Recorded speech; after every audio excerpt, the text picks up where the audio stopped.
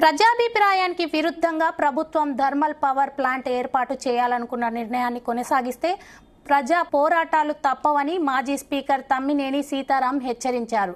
శ్రీకాకుళం జిల్లా బుర్ద సరుబుజ్జిలి మండలంలోని గిరిజన గ్రామాల సమీపంలో 1600 ఎకరాల విస్తీర్ణంలో ఏపీ జెన్కో విద్యుత్ సంస్థ ఆధ్వర్యంలో థర్మల్ విద్యుత్ కేంద్రం నిర్మించేందుకు రాష్ట్ర ప్రభుత్వం తీసుకున్న నిర్ణయంపై గిరిజనులు తీవ్ర ఆందోళన వ్యక్తం చేస్తున్నారు. ప్రాజెక్టు వల్ల తమ జీవనాధారం కోల్పోతున్నామన్న భయంతో గిరిజన సంఘాలు ఉద్యమానికి సిద్ధమవుతున్నాయన్నారు. ఈ థర్మల్ పవర్ ప్లాంట్ కట్టాలి, అంతే కదా. దాని మీద వాళ్ళు ఏమంటున్నారు? మా శవాల మీద కట్టండి అంటున్నారు. మా శవాల మీద కట్టండి.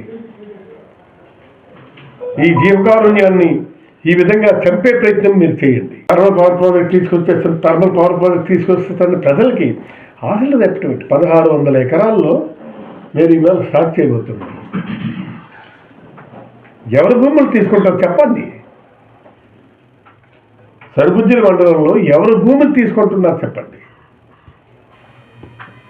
ఇప్పుడు మన చాలా స్పష్టంగా చెప్పాలనుకుంటే